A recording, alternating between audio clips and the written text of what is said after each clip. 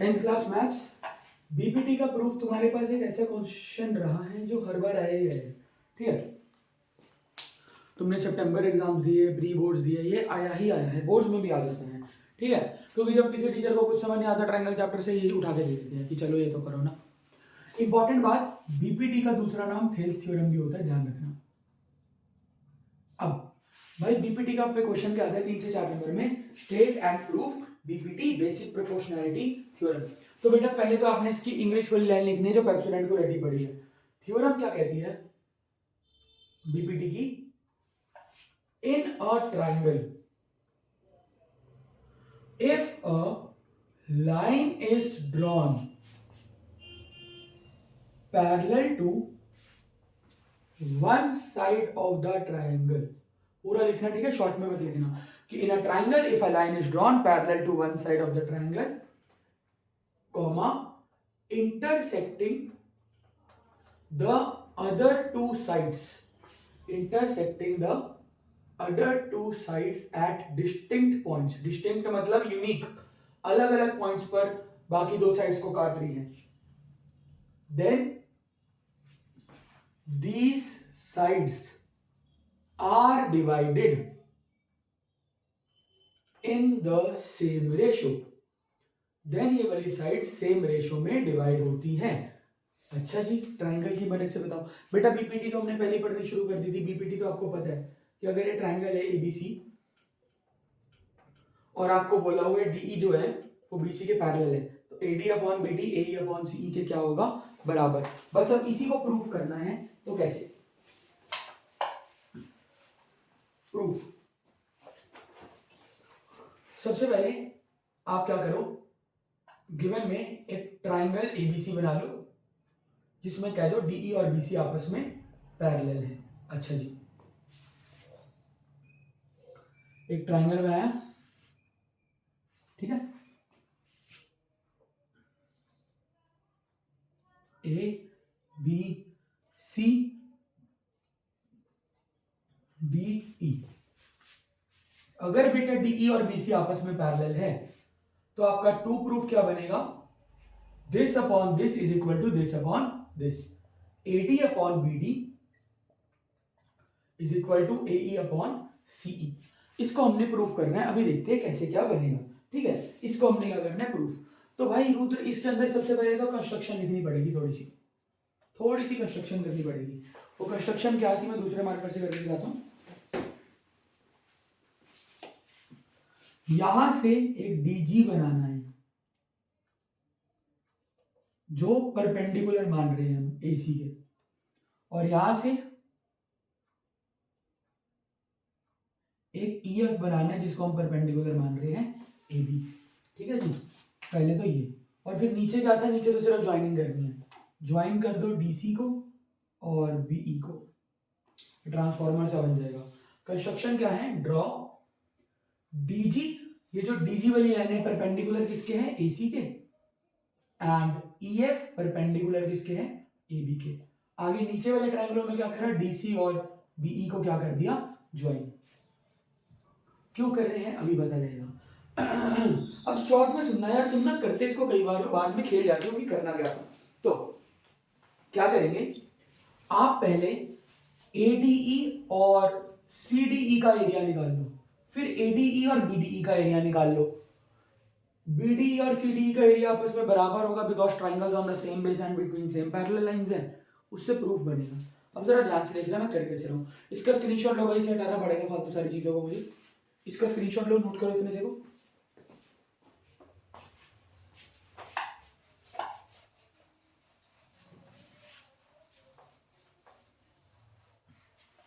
अब सबसे पहले एरिया ऑफ ट्राइंगल एडीई, कुछ ना बोला हो तो एरिया क्या होता है, half into base into height.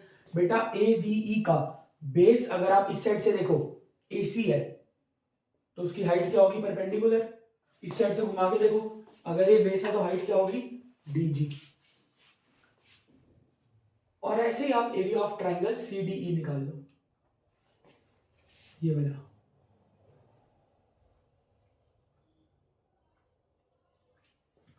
Half base बेटा समझ आ गया कि चलो सीई है, हाइट क्या होगी भाई, हाइट हमेशा परपेंडिकुलर वाली ली जाती है, ये परपेंडिकुलर तो नहीं है, परपेंडिकुलर कौन है इसके पीछे, डीजी, ये ठीक है, कुछ इस प्रकार से।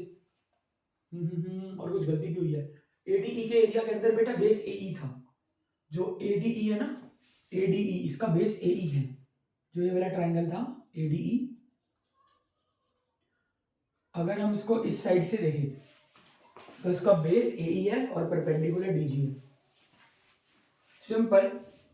इसके बाद लिखोगे डिवाइडिंग 1 एंड 2, इनको एक दूसरे से डिवाइड करा देना, area of triangle ADE upon area of triangle CDE, जब बेटा आप इन्हें डिवाइड कराओगे half into AE into DG divided by half into CE into DG, DG से डीजी कटा, हाफ से हाफ कटा, आपके पास आएगा area of triangle ADE upon area of triangle CDE, AE upon CE. इसको अपना एक प्रूफ बना के चल लेना, ठीक है, इसको याद रखना, या मैं अलग से भी लिख रहा हूं ताकि बाद में कंफ्यूज हो। Area of triangle ADE upon area of triangle CDE आया एई अपॉन सीई। इसके बाद क्या करेंगे भाई, एक बार ये हो गया, अब इस साइड पे चलते हैं, इस साइड वाले परपेंडिकुलर को मान के area of triangle ADE half into base into height, ADE का अगर इस साइड से देखो तो बेस कौन है, एडी, और हाइट कौन है परपेंडिकुलर वाला, इस बार कौन है, ईएफ, ठीक है, और इसके नीचे वाला triangle BDE, area of triangle BDE अगर देखे हाफ इंटू बेस कौन है, बीडी, हाइट बेटा डीई नहीं है, पीछे वाली परपेंडिकुलर ईएफ, फिर वही बात, इन दोनों को डिवाइड करा देना, आप पे आ जाएगा area of triangle ADE upon area of triangle BDE, AD upon BD. ये जो आया था और ये जो आया है, इसके अंदर क्या कहानी है, एडीई और एडीई सेम है, जो आरएचएस है वो हमारा बीपीटी का प्रूफ बन रहा है, बस ये गंद पा रहा है बीडीई और सीडी, ये अलग अलग है, तो कोई बात नहीं, ये बराबर ही होंगे, हम सीधा रीजन लिख देंगे, मतलब मान लो अगर आपने इसको 3 माना और इसको 4 माना तो हम ऐसे लिख देंगे, इन इक्वेशन 3 एंड 4, 3 में और 4 में एडीई सेम है, एडीई सेम है, ये सीडी और बीडी गंद पा रहे हैं ना, ये अलग अलग है, हम कह देंगे area of triangle BDE is equal to area of triangle CDE. कैसे भाई साहब, बीडीई इसका जो एरिया होगा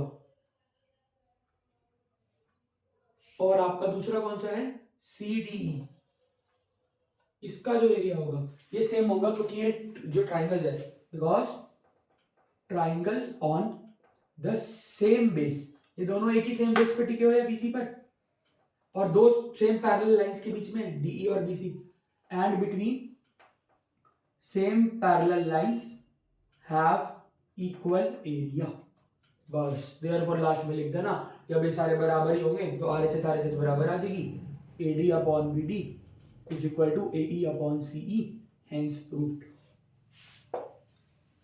ठीक है। इसके अलावा भाई थोड़ा वक्त कम है तो इसका स्क्रीनशॉट एक तो ले लेना, मैं शॉर्ट में बता रहा हूँ, जिनके भी अभी अपकमिंग मैथ्स के एग्जाम है कौन से क्वेश्चन जरूर से जरूर आपने प्रैक्टिस करके जानी है।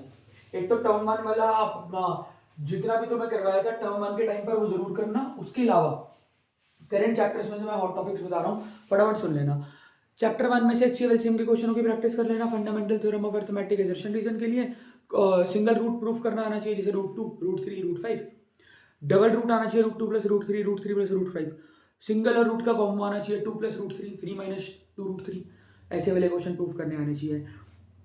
उसके बाद चैप्टर 2 के अंदर बेसिक्स आपको वेरीफाई करना आना चाहिए, रिलेशनशिप अल्फा बीटा की प्रॉपर्टी पे 2-4 क्वेश्चन कर जाना, तुम्हारा पास इजीली अटेम्प्ट हो जाएगा। चैप्टर 3 के लिए वीडियो देख लेना, जिनके पास ओरिजिनल नोट्स है उसमें बहुत सारे वर्ड प्रॉब्लम्स है, उनकी प्रैक्टिस जरूर करना, आगे भी काम आएंगे कॉम्पिटिटिव में, ठीक है। चैप्टर 2 में इस बात का ध्यान रखना, अल्फा प्लस बीटा क्या होता है, -b/a। अगर मान लो कोई आपकी इक्वेशन इस फॉर्मेट में है ना, ax² + bx + c, तो अल्फा प्लस बीटा होगा -b/a, अल्फा बीटा होगा c/a, और वो एक वो वाली property α² + β² is equal to alpha plus beta का होल स्क्वायर -2 अल्फा बीटा। ध्यान रखना ये क्वाड्रेटिक इक्वेशन है, क्वाड्रेटिक पॉलिनोमियल है, उसके 2 जीरो आते हैं, उनको हम अल्फा और बीटा मान के करते हैं। चैप्टर 4 के अंदर याद से ये वाला क्वेश्चन जरूर करके जाने।